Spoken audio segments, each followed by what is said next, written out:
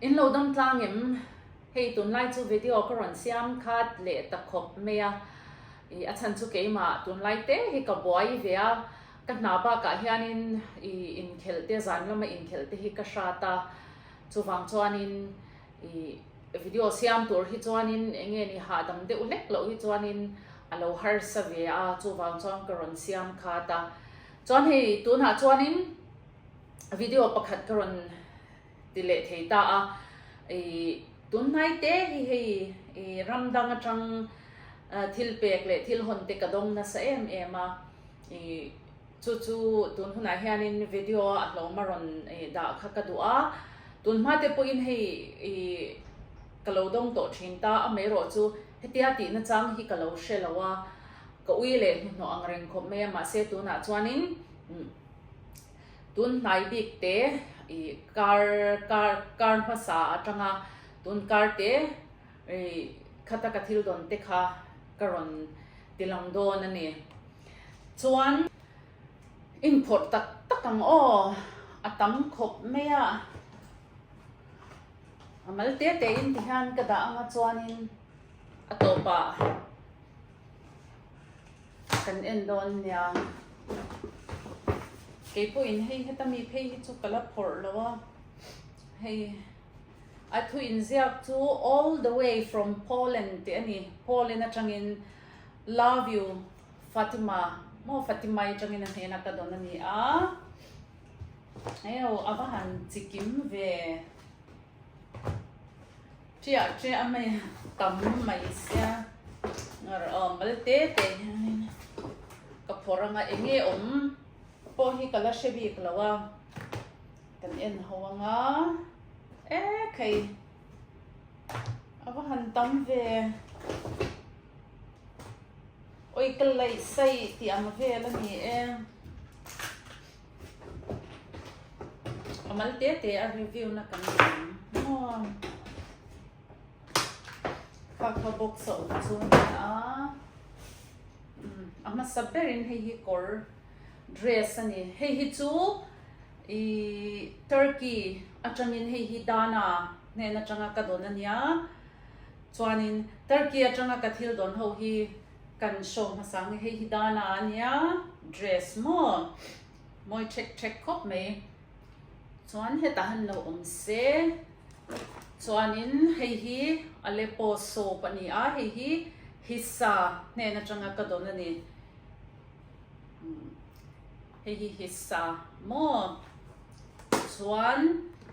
tahan lo le se hei po hi hissa thawani nuts kami te hemi pathum hi Turkey lampang ani ta a chuanin hei body mist ania hei zuhur hemi tak hi enge ni Saudi atanga ka don ania hemi zuhur hemi tak hi katara han kan ne lo in ka tu Saudi zuhur bi kanita a hei perfume ania chuan hei body mist ania chuanin hei atelo multi collagen ti khani a cream gel hei face cream collagen face cream ania atelo hemi pathum hi Saudi atanga ka don Saudi anile a ti chuanin hei hemi nen heng hi dharma lampang enge maibul enge ni acne patch kan ti ang maibul pakhat hi day and night to man thei kha chunga han ve ta a hei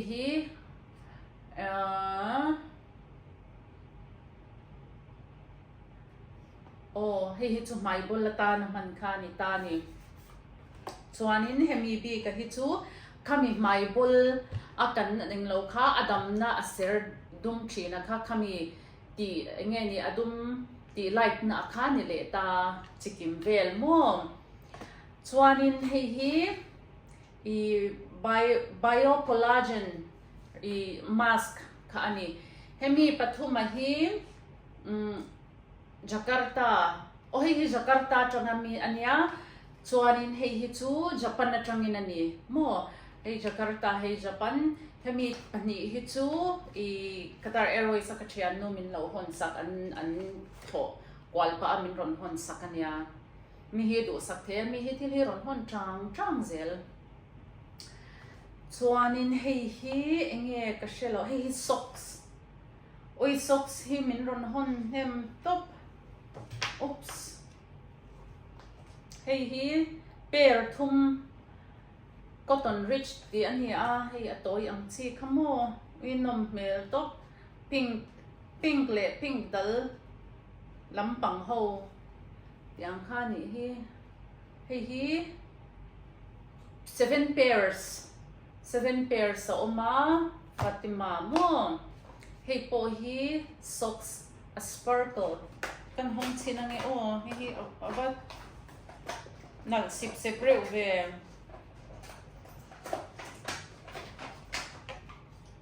oh kap chunga zial vel tat hei socks ani hei hetiang ho hi Polen atanga ron kal mi ron hon na kha ani ta a hei pani hi socks mo swanin hei hi korlum ani hi primer ka changin hei chu cute ko mai hei Mizoram ron ho huna ui nuam don lutuk hei chung hi mulnem thep ang chi kha Primark changin mo talo se hei hi t-shirt oh tiang chi cherry bomb cute reu lutuk hei toi tet ang chi khamo hei po hi oi min van hon na sa tak em hei hi chapal in chunga bun chi hei po primer ka chang bokin ani a small ania ka bun to ka ngem o hei tok to ra nga yang ultra comfort du lum nuam don lutuk hei hi chu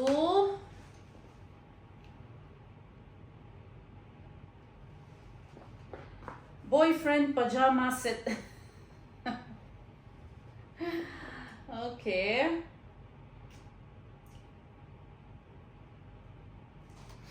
nuam do ne pajama mom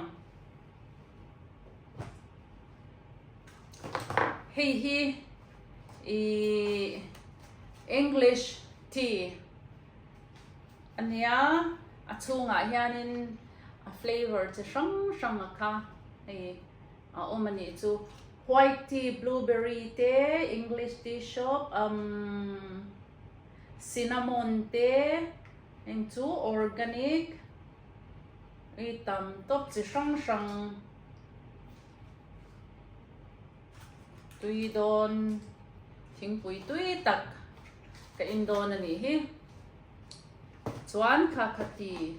hi enge o hi Polen lampang thil oh cup amoy lutuk hei mania Paris atangin cup ka tong to ka kan mu tel lo kang chu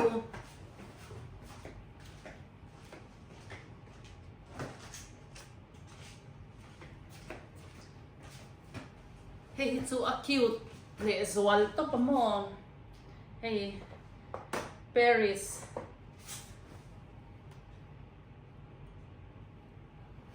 ti ani a hei hi chu Polen ani mo kalam thiam chia lo a khom hing ko chuan hei hi o kan lo da tha theya teacup lampang hei kan review zo hetami ho hi kan en ho don ani hei hi enge lip gloss glossy beauty lip gloss piece ti nge mani nge engtin ngen nam piece ti yang glossy 03 wow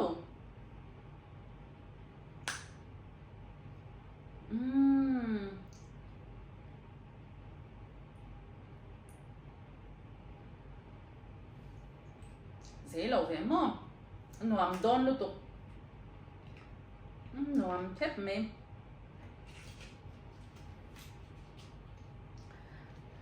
lip gloss mo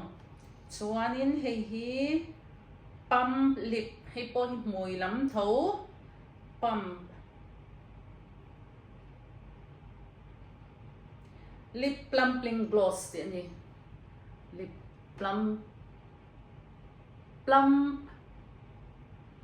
plumping gloss 208 hay po hi tint mùi ale i biang noi the ang chi kha ale in sila ka hong ri lo meng asen duk mo 03 juicy tint ti ani a hi mui le blusher ta na man chi kha chuan nail color rich color hi karong du zong tak he tiang hi mo karong ngai na zong chuan hei po asen duk emi te pan hi ka du don lutuk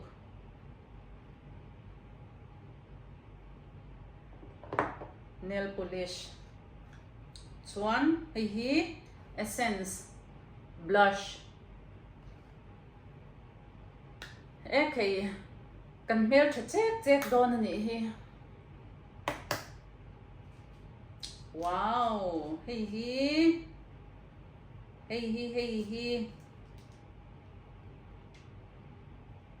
for gift hi pollen lampang chuak em ti in ziak ngei mai hi asial top kan hong chinang or ngal yal chi nge mani kor nem to mai box ya wow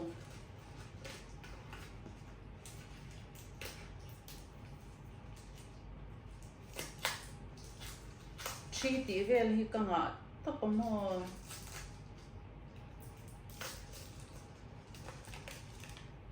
ai moi to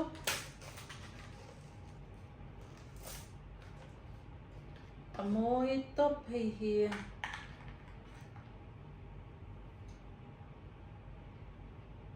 say more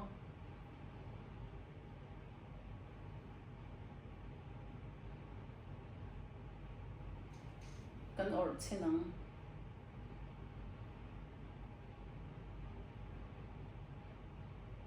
ngong chu level le don ne me or harve come on lopet zel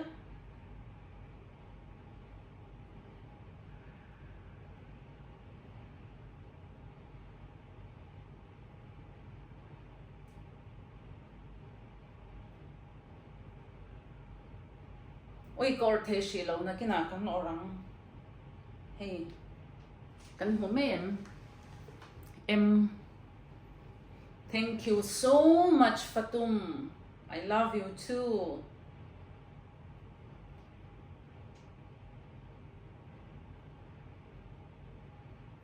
Fatma mo Fatum, thank you. Hey bracelet ani covering bone kan share tiam mang box si lawa cute nail top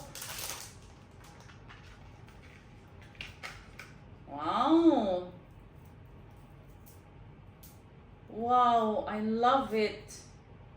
it's lovely, I love it. Moi lutuk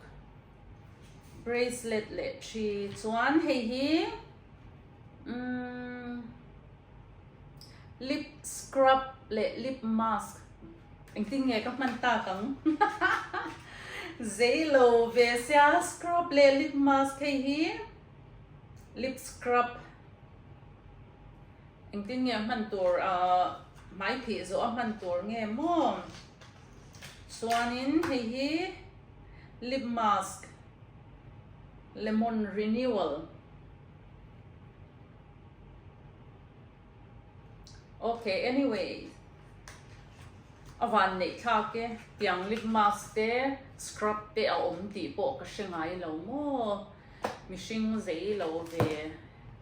What is this? Wow, this is eyeshadow. Wow. Let me open it.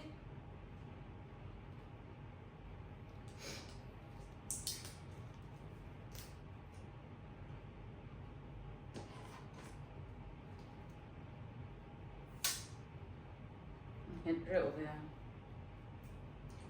Ooh la la, eyeshadow.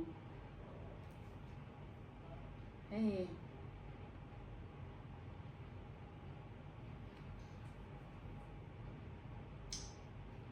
Ê, con mùi trên là khánh thấy cái lớn này phở về là này. Thank you Fatum. Chuan, last one. Hi zai na ta na top na chu vani top mel mai ve.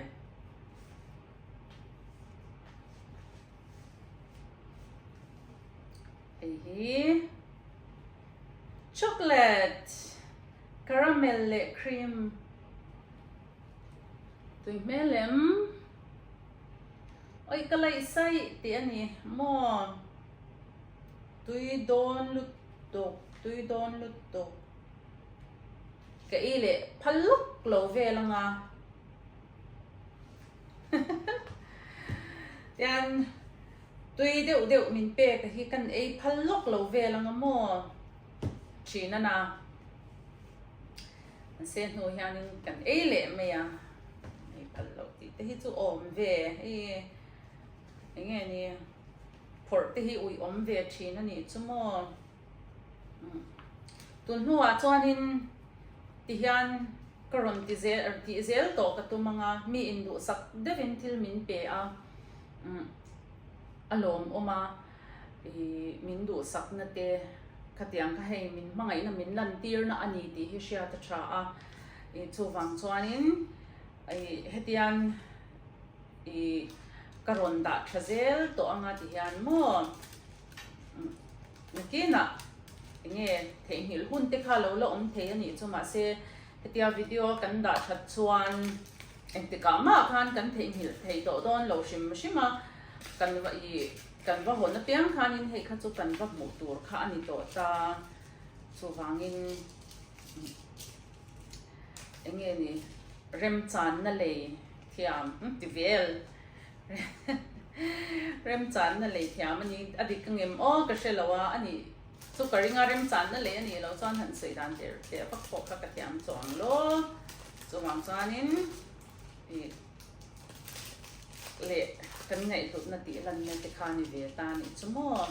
mi in thil te mi te a kong le lama chuanin midang te ta na luan chua chu pun le zwal na ti hi adik em a hei ke po ti mayang va in soi nghe ni va in soi fel big na le ka tiang kha ni lo ta nei heta nghe ni kan om na rama te kan mu chin anga te ti mayang ram dang atanga heti laya yam te thok lo kal te mo lo chete an nei ve a khami khanin an in lam an chung te kha an chom ve le chong ani chu an nun khwa hi har sa ve em a chan chu chung te chom ngai kha an ni ve ta khatiang ani wang khanin hei an tan thil le te kha har sa a chu wang chuanin hei thomno ka hak ngai lo te voi khat ma kala hak lo te voi ni khat le ka ha ka tunlai phe chu ama ka thomno kha hei ka tot na sa ka hak man mang lo te khang ka tot no la ni khatiang chi te chuanin hei ka wardrobe vel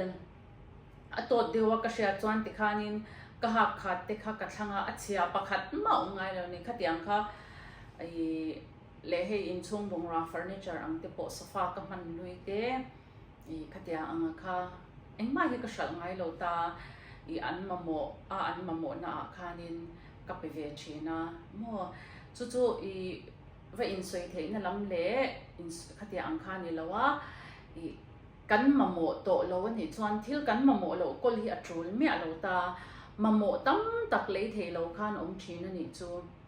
I khang te tan khan luan chwa na rem chang internan a shan pa a thil va le sak te kha chu lo har sa ve a I ke ni po ha ta ka rim ta kan thok ve tho kan nya a shan pa ta kha thil va le sak kha chu har sa ve ni chu ma se khatiang anga kan thum no te an lo to ke motin an rama te an lo ho do na an chung te thil hon tu ra tan te kha na lo tang kai ve thina I jewelry thing tin khatiang khanin I inge ni tian beklian pui hang ka khai chwa kanga I tiang khan an ma ni hi ka pe ve thina an tan chuan ti me yang a lu em ui hela hi ti han lo chho vel hi te om tur hi ya dik tak chuan nu te lu to ka atang thei lo nyang an ni tan chuan khatiang kha a lu tu kan ta na I eng ma ni lo kha mon chu wang chuan luan chwa chu pun le zoi na ania ti khan pathianin he ta khanin I mi kha lo vur ve le zel ani ti te kha kan sha ta poi mo a he ka client te hi khoi ra ma mo zin reng se I vacation manga an zin wang to hi chuan an lo hi chuan an kal na ram mi hi hei thil hi enge mutal hi min ron hon sak nge thina ni I khatiang te kha a hlu a I enge ni thil in pe ka kha avathat wang le te me yang thil chuanam tak tak te me yang thil man to po ni lo ma se an thin lunga mi ina min hria ta I an zin na huna po hei an huwa hei chu I muan te tan an hi tan tha ang ti ang te hei an thin lungina min lo she ve renga kan ta na an lo I enge thil an lo le poisa an lo seng te an ron hon tang tiang te kha ke chu ka ngai lulut tu ka ni chu mo pathian mal som na ve ka nya chu wang chuanin I ke chu ka lom ngoi chu wang chon tu na tang chuanin hetia ang thil ka don te hi te khan ka ron share zel to anga mo I enge ni katan po da that na nakin zela kha tu in nge min pe khati hun lai khan chu tiang chu in pe en let na hun tha te kha lo nya I chu wang chon pathian mal som na kan don te kan en le ta kan va chiar let le thei na rem chang te kha nya chu wang chon ka ron share zel to do na ni mo I alom om ve a phulo mal som na tiang te hi ani mi tan eng lo ani lo ma ila an thin lunga kan lo tlan na ve ri mo ta po kha I enge I alom om lu tuk ngoi ani chu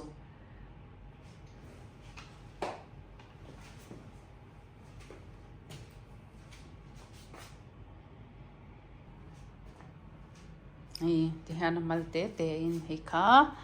t-shirt ti vel korlum ti vel he ta han dress mo chuanin hi pajama set khani ta a hi chapal in chunga bun chi mo hi ti English ti thin pui chi sang I a flavor chi sang khani chuan moza 7 pairs he po moza atlemoi chi ti to me yang nuts kuku soap ania ti khan hi bracelet hi chi keima ming lam toi em ti mo hi eyeshadow chocolate teacup Paris teacup mo Poland lam chuan hi blush nail polish te chon he lama lip gloss ti te mai han chia na te mo mai bol ti dam na te tiang po lip lampang chuan hei po mai cream heng ti po perfume ti vel ti an ni mo hi tun hai bik te a ka thil don ho an ni adang po kan ron tilang zelang ole tun tan chuan khati zong khani sela ka video min lo clear sak thin tu te zong thinlung takin lom thu ka ron soya kalau di chuale zel tur te po min lo en sak le theu don nya kalom me kalom lu to ke